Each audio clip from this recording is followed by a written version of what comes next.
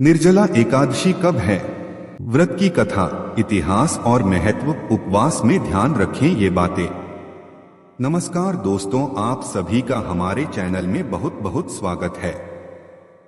निर्जला एकादशी का व्रत ज्येष्ठ मास के शुक्ल पक्ष की एकादशी तिथि को किया जाता है।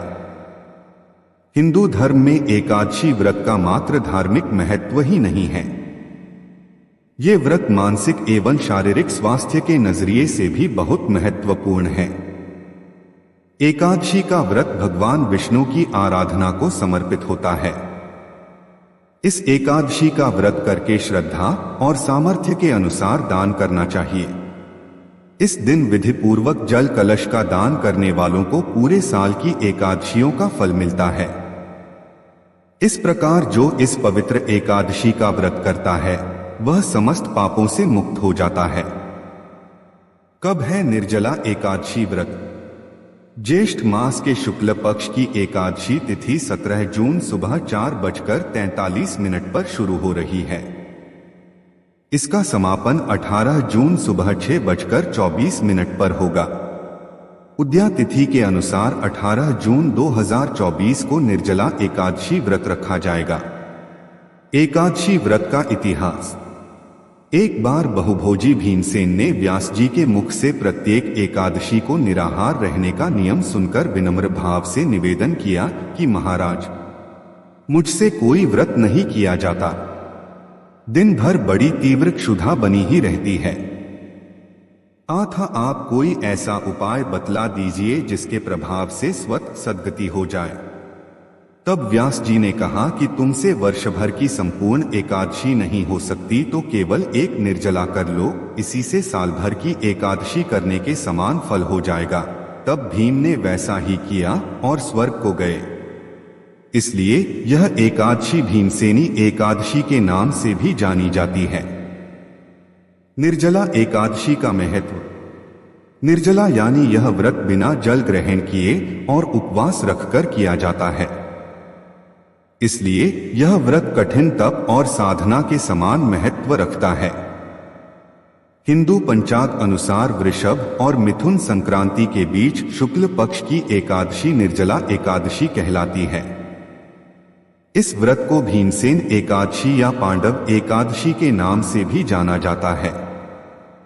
पौराणिक मान्यता है कि 5 पांडवों में एक भीमसेन ने इस व्रत का पालन किया था और वैकुंठ को गए थे, इसलिए इसका नाम भीमसेनी एकादशी भी हुआ।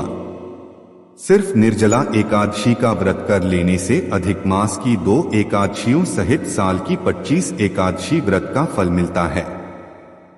जहां साल भर की अन्य एकादशी व्रत में आहार संयम का महत्व है, वहीं निर्जला एकादशी के दिन आहार के साथ ही जल का संयम भी जरूरी है। इस व्रत में जल ग्रहण नहीं किया जाता है, यानी निर्जल रहकर व्रत का पालन किया जाता है। यह व्रत मन को संयम सिखाता है और शरीर को नई ऊर्जा देता है।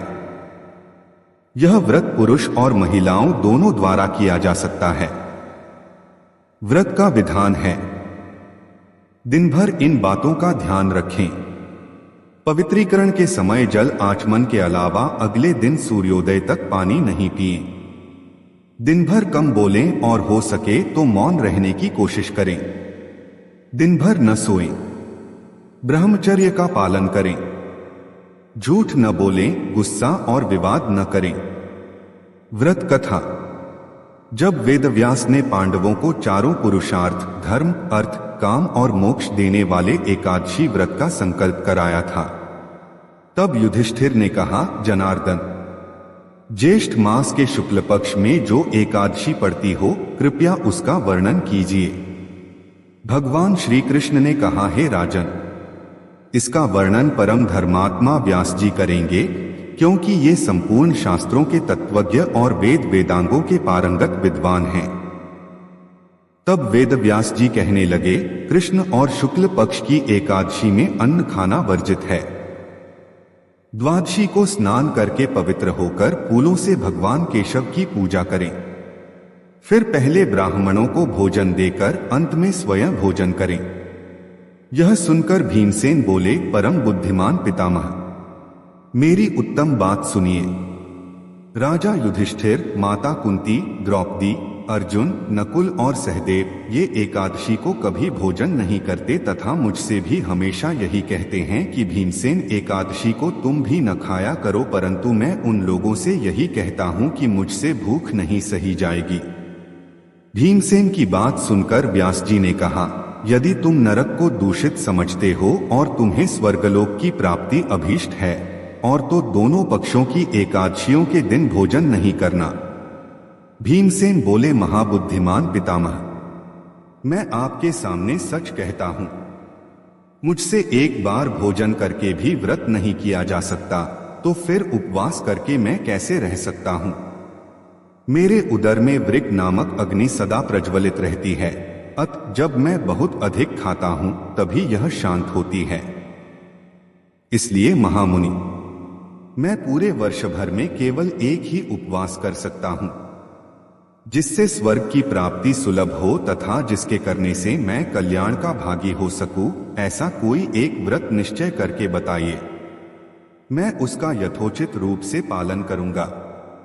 व्यास जी ने कहा, भीम, ज्येष्ठ मास में सूर्य वृष राशि या मिथुन राशि पर शुक्ल पक्ष में जो एकादशी हो उसका यत्न पूर्वक निर्जल व्रत करो। केवल कुल्ला या आचमन करने के लिए मुख में जल डाल सकते हो, उसको छोड़कर किसी प्रकार का जल विद्वान पुरुष मुख में न डालें, अन्यथा व्रत भंग हो जाता है।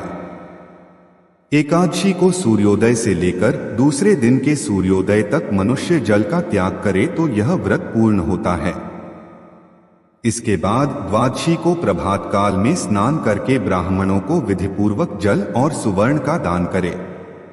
इस प्रकार सब कार्य पूरा करके जितेंद्रिय पुरुष ब्राह्मणों के साथ भोजन करें। वर्ष भर में जितनी एकादशियां होती हैं, उन सब का फल इस निर्जला एकादशी से मनुष्य प्राप्त कर लेता है, इसमें तनिक भी संदेह नहीं है। शंख, चक्र और गदा धारण करने वाले भगवान केशव ने मुझसे कहा था कि यदि मानव सबको छोड़कर एकमात्र मेरी शरण में आ जाए और एकादशी को निराहार रहे तो वह सब पापों से छूट जाता है। कुंती नंदन, निर्जला एकादशी के दिन श्रद्धालु स्त्री पुरुषों के लिए जो विशेष दान और कर्तव्य विहित हैं, उन्हें सुनो।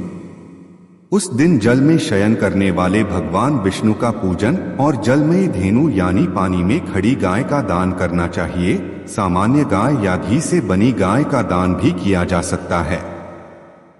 इस दिन दक्षिणा और कई तरह की मिठाइयों से ब्राह्मणों को संतुष्ट करना चाहिए। उनके संतुष्ट होने पर श्रीहरि मोक्ष प्रदान करते हैं। जिन्होंने श्रीहरि की पूजा और रात्रि में जागरण करते हुए इस निर्जला एकादशी का व्रत किया है, उन्होंने अपने साथ ही बीती हुई 100 पीढ़ियों को और आने वाली 100 पीढ़ियों को भगवान वासुदेव के परम धाम में पहुंचा दिया है। निर्जला एकादशी के दिन अन्न, वस्त्र, गौ, जल, शया, सुंदर आसन, कमंडलू तथा छाता दान करने चाहिए। जो श्रेष्ठ तथा सुपात्र ब्राह्मण को जूता दान करता है, वह सोने के विमान पर बैठकर स्वर्गलोक में प्रतिष्ठित होता है। जो इस एकादशी की महिमा को भक्तिपूर्वक सुनता अथवा उसका वर्णन करता है, वह स्वर्गलोक में जाता है। चतुर्दशीयुक्त अमावस्या को सूर्य ग्रहण के समय श्राद्ध करके मनुष्य जिस फल को प्राप्त करता है, वही फल इस कथा को सुनने से भी मिलता है। भीमसेन, ज्येष्ठ मास में शुक्ल पक्ष की जो शुभ एकादशी होती है, उसका निर्जल व्रत करना चाहिए। उस दिन श्रेष्ठ ब्राह्मणों को शक्कर के साथ जल के घड़े दान करने चाहिए। ऐसा करने से मनुष्य भगवान विष्णु के समीप पहुंचकर आनंद का अनुभव करता है। इसके बाद द्वादशी को ब्राह्मण भोजन कराने के बाद स्वयं भोजन करे। जो इस प्रकार पूर्ण रूप से पापनाशिनी एकादशी का व्रत करता है, वह सब पापों से मुक्त हो आनंदमय पद को प्राप्त होता है। यह सुनकर भीमसेन ने भी इस शुभ एकादशी का व्रत आरंभ कर दिया। बोलो विष्णु भगवान की जय। तो यह थी निर्जला एकादशी व्रत कथा। इन चीजों का लगाएं भोग। धार्मिक मान्यताओं के अनुसार विष्णु जी को पीले रंग की चीजें अत्यंत प्रिय हैं। ऐसे में निर्जला एकादशी पर आप उन्हें केले का भोग जरूर लगाएं। इसके अलावा पीले रंग की मिठाई और मिश्री का भोग लगाना चाहिए। एकादशी पर विष्णु जी को पंचामृत का भोग लगाना चाहिए। इसे भगवान विष्णु के प्रिय भोग में शामिल किया जाता है। माना जाता है कि इसके भोग लगाने से घर में धन वैभव की कभी कमी नहीं होती है। किसी भी उपवास में पंजीरी का खास महत्व होता है। यह भोग के रूप में बेहद शुभ होती है। आप निर्जला एकादशी पर भगवान विष्णु को पंजीरी का भोग जरूर लगाएं। यह उन्हें अति प्रिय है। इससे सभी अशुभ ग्रहों के बुरे प्रभाव से बचा जा सकता है। इस दौरान आप भगवान विष्णु को मखाने की खीर का भोग लगाएं। माना जाता है कि भगवान विष्णु को मखाने की खीर बेहद प्रिय है। इसके भोग लगाने से उनकी असीम कृपा बनी रहती है। तो यह थी आज की हमारी वीडियो। आपको यह वीडियो कैसी लगी? अच्छी लगी तो लाइक करें, सब्सक्राइब करें और कमेंट में जय श्री विष्णु जरूर लिखें। धन्यवाद। जय श्री विष्णु भगवान।